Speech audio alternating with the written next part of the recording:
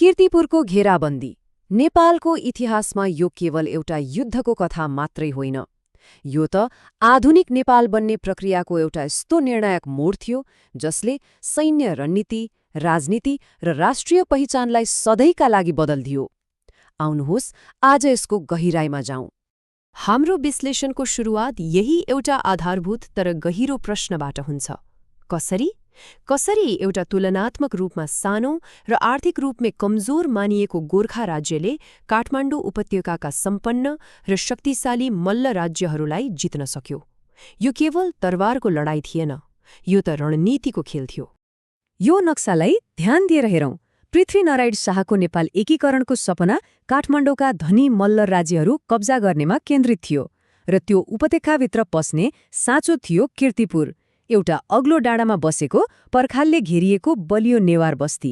मतलब जसले कीर्तिपुरलाई आफ्नो नियन्त्रणमा लियो उसले पूरै उपत्यकाको प्रवेशद्वारमाथि कब्जा जमायो। यो सैन्य भूगोलको एउटा उत्कृष्ट उदाहरण हो, जहाँ एउटा सानो ठाउँको भौगोलिक अवस्थितिले पूरै युद्धको परिणाम निर्धारण गर्न सक्छ।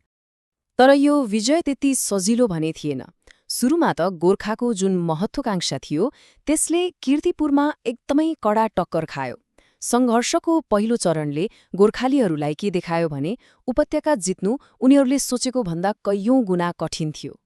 दुई पटक र दुवै पटक नराम्रोसँग हार बिहोर्नु पर्यो गोर्खालीहरूले। सन् 1757 को पहिलो आक्रमणमा त उनीहरूका सबैभन्दा कुशल कमान्डर कालु पाण्डे नै मारिए।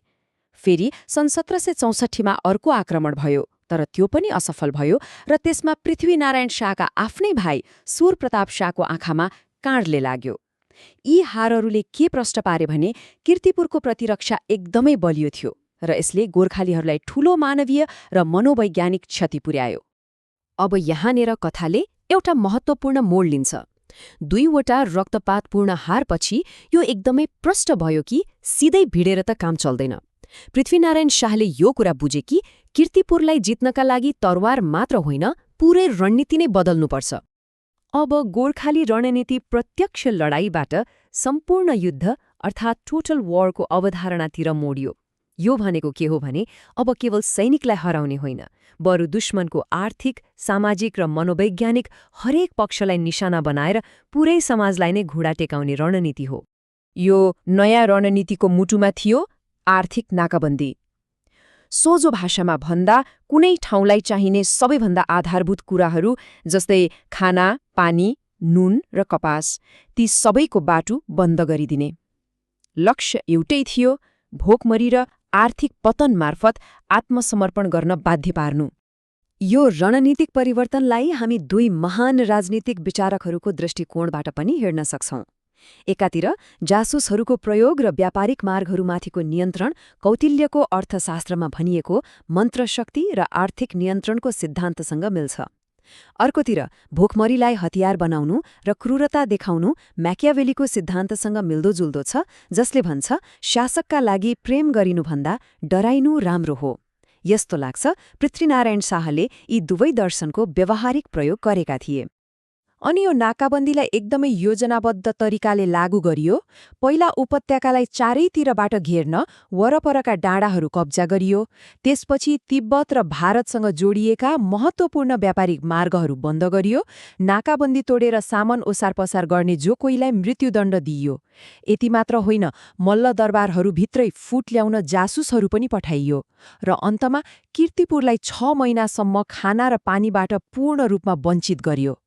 अन्ततः यो क्रूर रणनीतिको परिणाम त आयो, कीर्तिपुरले घुँडा टेक्यो।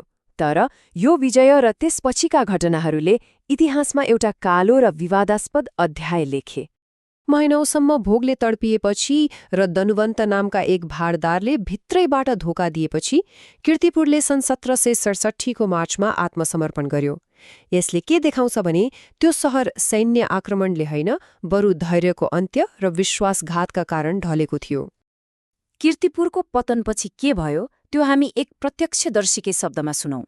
फादर ज्युसेफ, एक इटालियन क्यापुचिन पाद्री, त्यति बेला कीर्तिपुरमै थिए। उनले लेखेका छन्, धेरै जीवित मानिसहरूलाई मृतकको खप्पर जस्तै दाँत र नाक भएको देख्नु सबैभन्दा स्तब्ध बनाउने दृश्य थियो। इतिहासमा एउटा संख्या बारम्बार उल्लेख हुन्छ, 865। ऐतिहासिक स्रोतहरूका अनुसार यो त्यो संख्या हो जुन संख्यामा कीर्तिपुरका बासिन्दाहरूको नाक र ओठ सजाय स्वरूप काटिएको थियो। यो संख्याले मात्रै पनि त्यो घटनाको क्रूरतालाई दर्शाउँछ। तर के यो सत्य हो? आउनुहोस् ऐतिहासिक स्रोतहरूलाई हेरौं। क्यापुचिन पाद्रीहरू प्रत्यक्षदर्शी थिए। त्यसको 26 वर्षपछि आएका बेलायती दूत कर्नल कर्कप्याट्रिकले पनि कीर्तिपुरमा उल्लेखनीय संख्यामा नाक नभएका मानिसहरू देखेको लेखेका छन्। माथवर सिंह स्क्रोल भन्ने नेपाली दस्तावेजमा त झन् 12 वर्ष माथिका सबैको नाक काटिएको उल्लेख छ। तर अर्कोतर्फ गोर्खाली पक्षको आधिकारिक रेकर्डमा राजाको यस्तो कुनै आदेश भेटिँदैन। यसले केही इतिहासकारहरूलाई यो कुनै स्थानीय कमान्डरले बदलाको भावनामा गरेको अनाधिकृत काम हुन सक्छ भन्ने तर्क गर्ने ठाउँ दिएको छ। यी विभिन्न स्रोतहरूका कारण यो विषय आज पनि इतिहासकारहरूबीच बहसको विषय हो। नाक काट्नुको सांस्कृतिक अर्थ के थियो त्यो बुझ्न पनि जरुरी छ। दक्षिण एसियाली संस्कृतिमा नाकलाई इज्जत र प्रतिष्ठाको प्रतीक मानिन्छ।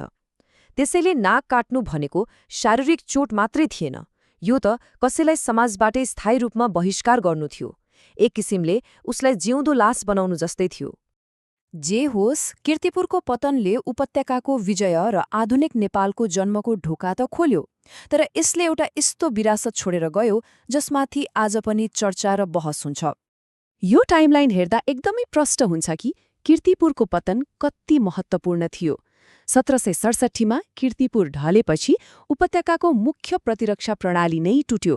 त्यसको लगत्तै 1768 मा काठमाडौँ र पाटनले लगभग बिना कुनै प्रतिरोध आत्मसमर्पण गरे र 1769 मा भक्तपुरको पतनसँगै पूरै काठमाडौँ उपत्यका पृथ्वीनारायण शाहको अधीनमा आयो। त्यसो भए यो पूरै विश्लेषणबाट हामीले के सिक्न सक्छौं त? 3वटा मुख्य कुरा छन्। पहिलो, विजयी केवल सैन्य बलले होइन, बरु आर्थिक र मनोवैज्ञानिक युद्धतर्फको एक चलाक रणनीतिक परिवर्तनबाट सम्भव भयो। दोस्रो, यसले लक्ष्य प्राप्त गर्न जस्तोसुकै साधन अपनाउन पनि ठिक छ भन्ने राजनीतिक दर्शनको क्रूरतालाई देखाउँछ। र तेस्रो, कीर्तिपुरको घटना आधुनिक नेपाली राज्यको निर्माणमा लुकेको हिंसाको प्रतीक हो, जसले हाम्रो राष्ट्रिय स्मृति र पहिचानको बहसमा आज पनि प्रभाव पारिरहेको छ। र अन्त्यमा यो ऐतिहासिक घटनाले हामीलाई एउटा गम्भीर प्रश्नमा ल्याएर छोड्छ। कुनै पनि राष्ट्रको हिंसात्मक जन्मले त्यसको भविष्यको राजनीति, समाज र पहिचानलाई कसरी र कुन हदसम्म आकार दिन्छ?